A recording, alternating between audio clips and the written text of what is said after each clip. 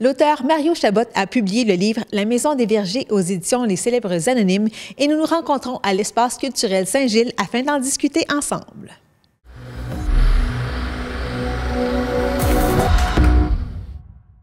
Ça fait... Mais dans ma tête, ça fait beau. Mario Chabot a le don de raconter des histoires et celle-ci en est une d'épouvante, comme le souligne l'auteur de 8 ouvrages jusqu'à maintenant. C'est à partir d'un scénario que j'avais écrit il y a très longtemps, que je n'avais pas rien fait avec. Puis ça dormait dans mes tiroirs. Puis je relisais ça. Il me semble que c'est bon. Tu sais. Je ne suis pas très objectif, là, mais bon. Puis, fait que là, je m'étais dit, je vais ressoigner ça en livre, parce qu'on s'entend, un scénario, c'est plate à mort à lire. Donc, c'est de rendre ça un peu plus littéraire, de donner un petit peu plus de dimension aux personnages, mais dans leur pensée, dans leur... puis, c'est ça. Donc, à partir de ce scénario-là, j'ai transformé ça en livre, La Maison des Vergers. Moi, j'ai passé 10 ans de ma vie d'un scout. Je peux même dire que le scoutisme a fait en sorte que mon enfance et mon adolescence ont été moins moches. Puis, dans les camps scouts, qu'est-ce qu'on fait? Une gang de gars dans le bois, dans un camp, on se raconte des peurs. Et ça a été un peu le fil conducteur? Oui, en fait, l'élément déclencheur pour ce roman-là. Tu sais, des jeunes qui aiment avoir peur, qui se ramassent dans une maison abandonnée parce que l'animateur de leur... c'est pas un groupe scout, mais bel et bien, mais plus un centre pour jeunes un petit peu plus magané, disons, là. Puis, c'est ça. Fait que lui, il décide d'organiser un camp pour leur faire peur et il va être servi.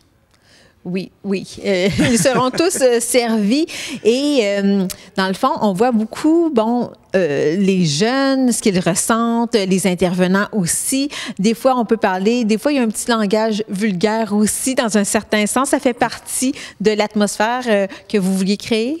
Oui, ben oui, c'est sûr que moi, comme, entre autres, avant d'écrire des livres, j'ai écrit des scénarios, j'ai écrit des spectacles, j'ai écrit un petit peu de théâtre. Donc, et moi, je suis assez langage parlé. Je veux que ce soit réaliste. J'irai pas aussi loin que certaines personnes, tu sais. Mais, exemple, mon premier long-métrage, et seul, malheureusement, Méchant Party, c'était plutôt vulgaire aussi comme langage. C'est ce que je trouve qui donne de la réalité. C'est pas tout le monde qui aime ça. Malheureusement, je peux pas plaire à tout le monde. Mais bon, disons qu'à mon âge, c'est ce que j'aime faire et ce que j'aime pas faire, finalement. Et à qui s'adresse donc ce livre-là? Ben écoute, je te dirais que ça s'adresse pas mal à adolescents et adultes qui aiment les trucs un peu d'épouvante, un peu horreur, évidemment, là, tu sais, là, parce que c'est sûr qu'il y a des jeunes qui vont se sentir interpellés, je pense, par les personnages qui sont dans ça. Puis bon, je pense que les tripeux d'horreur vont avoir un petit peu de fun avec ça, j'espère. Oui, est-ce que vos inspirations, on pense des fois au roman québécois, Patrick Sénécal, est-ce que c'est une de vos inspirations? Bien, c'est sûr que moi, j'ai lu pas mal de Patrick Sénécal, j'ai pas lu tout. Est-ce que c'est une influence? Je ne sais pas, mais je pense que si on allait prendre une bière ensemble, je pense qu'on s'entendrait bien. C'est ça. Moi, en fait, j'ai beaucoup trippé sur Edgar Allan Poe et Howard Philip Lovecraft. On s'entend, il n'y a rien de Lovecraft dans ça, là, mais j'ai pas dit mon dernier mot. Puis, donc, c'est ça. C'est sûr que... Puis aussi, je suis de ceux qui pensent qu'on manque un peu de ça ici, au Québec. Tu sais. On manque d'horreur. D'ailleurs, j'ai l'intention d'essayer de plugger le livre pour en faire un film. Parce que l'horreur, c'est un peu, pour moi, un petit peu comme le métal. Je suis un gros fan de métal. C'est, pour la plupart des gens, c'est bien underground, c'est bien off, mais tu te rends compte, quand tu t'intéresses à ça, qu'il y a une communauté énorme Et ça, à travers le monde au complet, là, tu sais.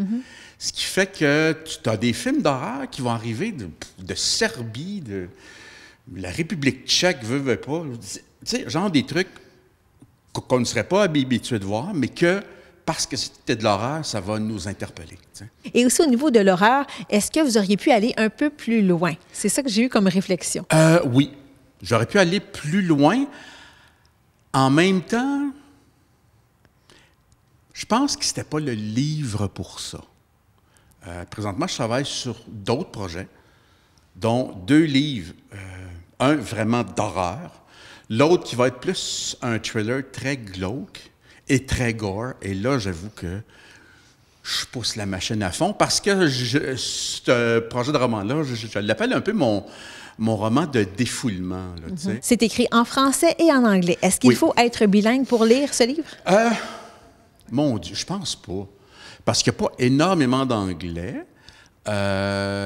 Juste à lire les dialogues, exemple, tu as une réplique en anglais, mais juste avoir les répliques avant et après en français, je pense qu'on est capable de comprendre ce qui se dit. Tu sais. Et pourquoi c'est important pour vous d'impliquer donc la langue anglophone, la langue anglaise? Bien, parce que c'est ça, c'est que le roman se passe sur 3 époques, dont une époque où, évidemment, on parle de la fin du soulèvement des patriotes. Donc, évidemment, les Anglais étaient encore, je dirais pas la majorité, mais étaient de la minorité importante. Et il y a ce côté politique-là aussi. Là, donc, que vous vouliez absolument mettre de l'avant? Oui. Il y en a peut-être qui vont dire que je prends certaines libertés, mais bon, de toute façon, moi, j'ai toujours dit, j'écris pas d'essais ou de documentaires. Là, mais oui, c'était important, ce côté-là. Oui. Pourquoi? Ah, pourquoi? Oui. Ben, écoute, c'est une bonne question. Je suis un francophone dans un Québec francophone et tout ça. Bon, moi, le français est important. Mais je reste quand même un grand humaniste. Tu sais. Et je préfère avoir passer par-dessus certains principes pour respecter plus mon humanisme que je sais pas, des principes politiques. Donc, c'est un peu ça. On vous connaît comme auteur au niveau pour les enfants, adolescents, et là, on entre dans une autre catégorie. Oui. Est-ce que vous vous faites plus plaisir en allant dans cette branche-là? Ah ben oui. Ah ben oui. Oui.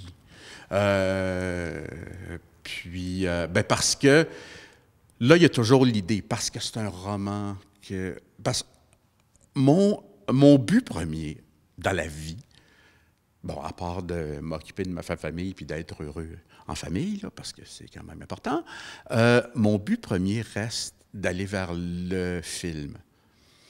Et moi, je te dirais que créer des réactions, pour moi, c'est important. Tu sais? Et c'est pour ça que j'aime le film d'horreur. J'ai travaillé aussi en comédie, parce que ce sont des médiums, je te dirais, où tu ne peux pas faire semblant. Tu sais, là, je pourrais faire un film expérimental où je filme un frigidaire pendant 5 heures, tu sais, puis dire que ça représente telle ou telle affaire, puis tu aurais 3-4 pseudo-intellos branchés du plateau qui fait comme « Ah, c'est tellement vrai! » Tu sais, mais ça, j'en ai vu. J'ai eu des cours de film expérimental et je trouvais ça vide. Je trouvais ça vide et puis je trouvais ça tellement prétentieux alors que tu ne peux pas jouer la prétention. Si tu es devant un film, il y a un jump scare et puis tu fais « Mais tu sais, tu peux pas dire après ça, moi, j'ai été tellement imperméable à ce film-là. Non, ce n'est pas vrai. Tu sais, on t'a vu jumper, là, tu sais. Fait que c'est sûr que tu peux pas faire semblant, tu sais. La comédie, si tu ris, ben viens pas dire que t'as pas embarqué. On t'a vu rire, là, tu sais. Donc, il y a ça que je trouve d'intéressant dans le roman et le film de genre. Puis je prends toujours de genre parce que c'est un petit peu large, ça inclut aussi le fantasy, ça inclut le thriller, tu sais, donc c'est ça. Et à la fin du livre, fait intéressant, il y a un code QR pour aller voir, donc aller écouter surtout une liste de musiques, de chansons que vous avez écoutées vous-même en l'écrivant? Oui, entre autres, mais aussi c'est que comme je suis un gros tripeux de musique, là, oui, j'écoute beaucoup de musique pour écrire. Je peux même pas écrire sans musique. C'est drôle parce que je parlais avec François Jobin, qui est aussi auteur, et lui, il n'en revient pas que j'écoute de la musique en écrivant. Lui, il faudrait quasiment que la terre arrête de bouger. Alors que moi, j'ai besoin de ce stimuli-là. Puis, évidemment, donc, je me permets même de faire des références. Il est en voiture, il écoute ça dans sa voiture. Donc, et je trouve que c'est un plus. Tu sais? On s'entend, il y a une période qui se passe dans les années 70. Les gens vont pas mal toutes reconnaître les chansons, là, tu sais. Mais il y a, entre autres, un roman que je travaille, c'est de la musique mur à mur, puis il y a des affaires bien fuckées. Tu sais? Fait que, puis pour moi, c'est important que les gens puissent écouter la musique, être plus dans le mood, comprendre plus peut-être le personnage. Puis en plus, ben je sais pas, j'ai peut-être un petit côté éducateur, là, tu sais, là. J'aimerais ça vous faire découvrir autre chose. C'est même si le monde font comme « Oh, boy, oh, que j'aurais pas voulu entendre ça », mais... Comment est-ce qu'on peut faire concrètement pour se procurer ce livre? Écoute, pour se procurer ce livre-là, ici dans le coin, il est disponible au Centre d'art d'Argenteuil, qui est à La Chute. Oui, sur la rue principale. Sur la principale. Je n'ai pas l'adresse exacte, mais c'est l'ancien restaurant Ginger. C'est un très bon restaurant en plus. C'est dommage qu'il ne soit plus là. Mais bon. Puis, autre chose, on peut aussi l'acheter en ligne. lescélèbresanonymes.com. Et si vous habitez la région d'Argenteuil, peut-être un peu plus élargi, vous habitez, mettons, à Hawkesbury, ou si vous habitez, je ne sais pas moi, Saint-Canute, Saint-Colomban, c'est pas trop loin, il y a un code que vous pouvez faire, ARG, en majuscule. Et ça vous évite d'avoir des frais postaux, parce qu'on va aller le porter en main propre. Tout un service. Ben oui. Ben oui, toi. Vous êtes comme ça, vous. Ah, absolument. Le cœur sur la main. Avant de la squeezer. Là. Mais bon, c'est ça. En terminant, dans le fond, qu'est-ce qui s'en vient rapidement là, pour vous? Vous êtes déjà en train d'écrire un autre roman? Là, je travaille sur 4 romans en même temps. Le prochain roman va être sûrement un roman de Cynthia, qui, elle, en achève un. On aimerait ça, être capable d'en faire 2 chaque par année. Mais bon, est-ce qu'on va être capable? Je ne sais pas. Là, présentement, je travaille sur un roman pour ados qui est un peu magique, un peu, je dirais pas fantastique, mais tu sais, et qui va être drôle aussi. Chambre avec douche, qui parle aussi, j'ai toujours un côté social, donc là, on parle un peu du problème de l'itinérance. Puis, je travaille aussi sur mon roman de défoulement, qui s'appelle Moins rapide, mais plus dangereux.